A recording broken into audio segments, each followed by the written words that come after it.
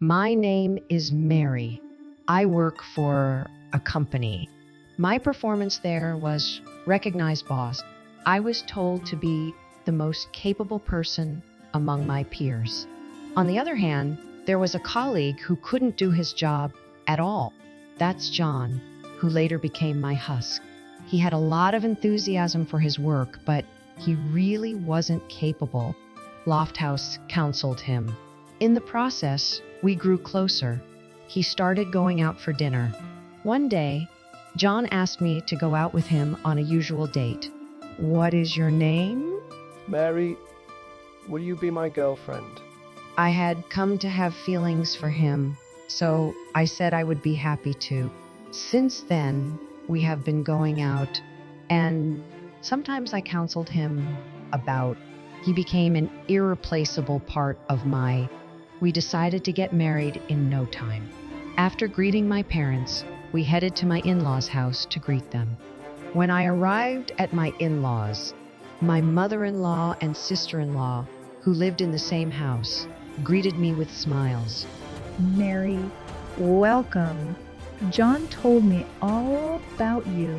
It's nice to meet you at last. Mary, welcome to my home. You're going to be my sister from now on. Let's get along well with each other. My sister-in-law asked me to shake her baby. I was surprised, but I shook her hand. They seemed cheerful and kind. My husband lost his father when he was young, and they have been living together very close since then. So they're very close. I was a little worried that I wouldn't fit in, but my anxiety was eased a little when I met the two cheerful people. After living together for a while, my husband said he suggested that we all live together. We had visited my parents-in-law's house several times after our marriage, and we had talked about how it might end lively if we all lived together. Sol was thinking it might happen in the near future. All right. Your mother and sister are both nice people. I gladly agreed. I later realized that this decision was wrong. On the day of moving to the in-laws' house, I finished packing and I headed for their house. My husband went inside first. Then my mother-in-law and sister-in-law came out. The atmosphere was somehow different when I met them. Oh my, you finally came. What are you doing here? Why don't you clean up your mess? I allowed to use a picture from your website? I was speechless at the transformation mother-in-law and sister-in-law. Yes, they showed their true selves. Oh yes, I didn't tell you, but from now on you are going to do all the housework. What? What do you mean? Don't you understand? I was sad. I had dreamed of living happily with my sweet mother-in-law and sister-in-law. It was shattered on the first day. See below for spelling and grammar mistakes. All that kindness was an act. The reason they asked me to move in them, was because they wanted me to housework for them. I wish I'd had figured it out sooner. But it's only the first day. With a little hope that things might improve from now on, I decided to do what I was told. But day by day, their attitude only got worse. They complained about even a single the floor. Mary, are you cleaning properly? There's hair on the floor. What are you thinking?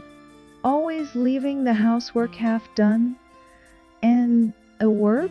At these words, as you can imagine, I retorted. Mother, I have a job to do. Can't you help me a little? But my mother-in-law didn't give a damn. There's nothing that can be done.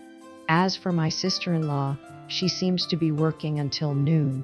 When she comes home, she doesn't do any housework. She just watches TV and laughs.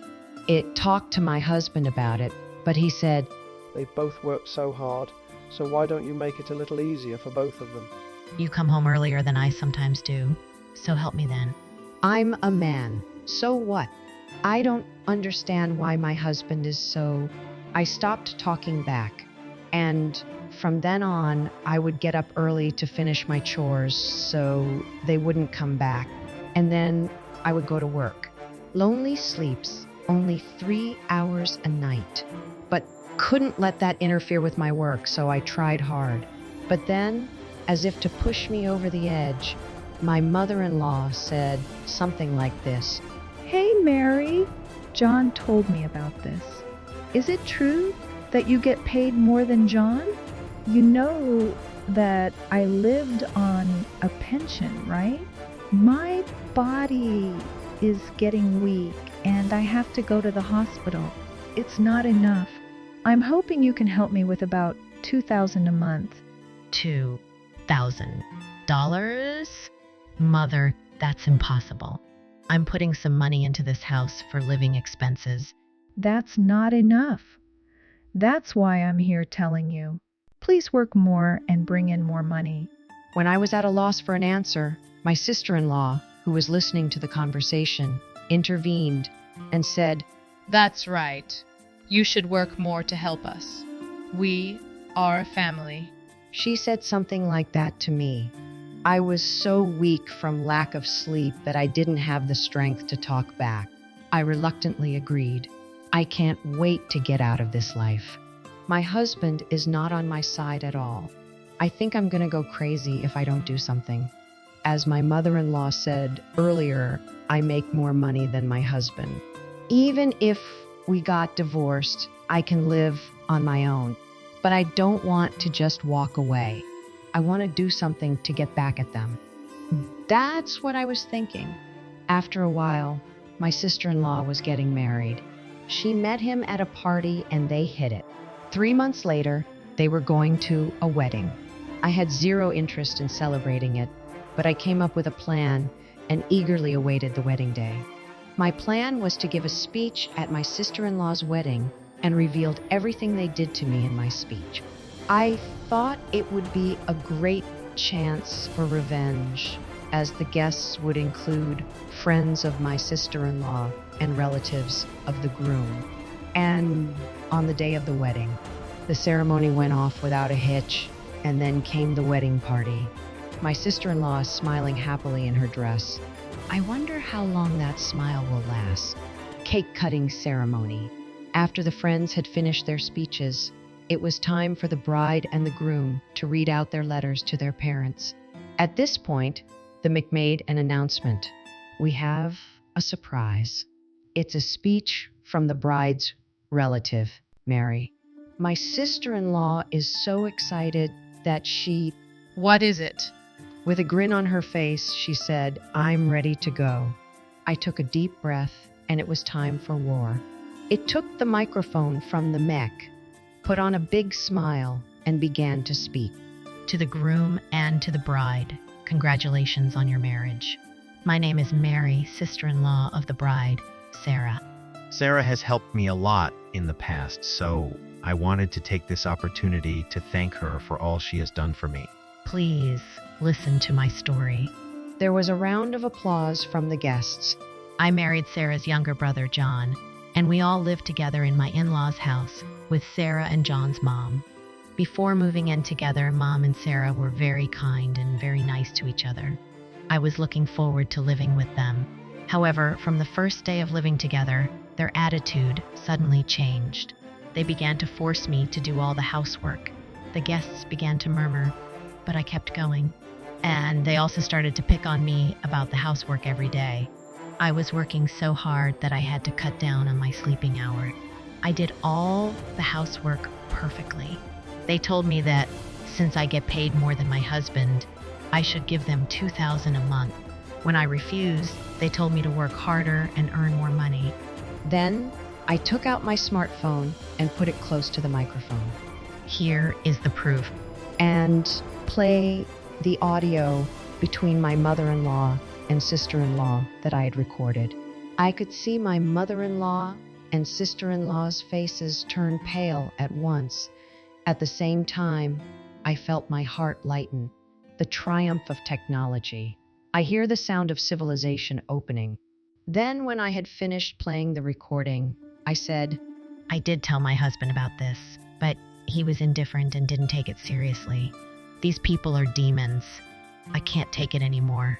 When I finished saying this, The audience went wild with condemnation of the injustice. What's going on? Explain it to me. Some people were shouting. I'm amused. My mother-in-law and sister-in-law tried hard to make excuses, but they couldn't get anyone to believe them. My husband's eyes were black with impatience, and he didn't seem to want to say anything. The groom and his parents were staring at Sarah. It was a hellish scene. Thank you very much for your kind attention. And as I was about to leave the venue, Wait a minute. my sister-in-law and mother-in-law were chasing after me, but I ignored them and left. When I walked out of the venue, I felt refreshed. I would be free of that life. I skipped back home. I felt like I had wings on my back, and I took the bags I had originally packed and left the house, leaving the divorce papers and the ring in the house. My parents said I could come home, but they didn't want to be bothered. Decided to stay in a hotel until I found a new place. When I got to the hotel, I checked in. I found many incoming links. Of course, they were from my in-laws. They were all about the speech. What have you done? You are unbelievably beautiful. You ruined my wedding. You betrayed us. You're a traitor. Furthermore, you pest. Such compliments came from my mother and sister-in-law. From my husband, there was a message. I'm really sorry for everything I've done. Please don't divorce me. I replied only to this and said, that's impossible. Please fill out the divorce papers and submit them. They are really repentant people. They take what they did too lightly. The sense of freedom of finally being unlatched and with the lack of sleep. I slept like a dead person that day. I can't remember the last time I slept so well as this time. The next day, I had the day off from work, so I went to the lawyer's office right away. As a matter of fact, I had been keeping a diary, so I was able to get a large amount of alimony. My husband refused to divorce until the very end, but finally he gave in. I heard later that the family-in-law had hard time after that. The wedding party was immediately canceled. Of course, my sister-in-law's wedding was canceled. When the groom asked for the wedding expenses, my sister-in-law cried to the groom. But he said, didn't think you were such a person. Disgusted by you. She was isolated from her friends and lonely. With a personality like that, she would have no friends. My mother-in-law has been saying bad things about me to all the relatives, but her true character was revealed in speech, and she was scorned by all her relatives.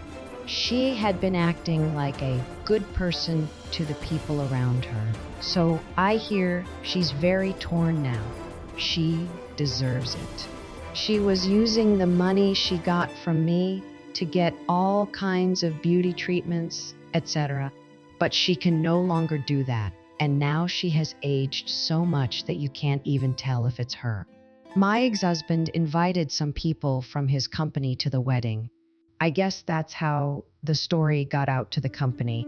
Maybe the whole company heard about it becoming difficult to stay, but before I knew it, he was gone.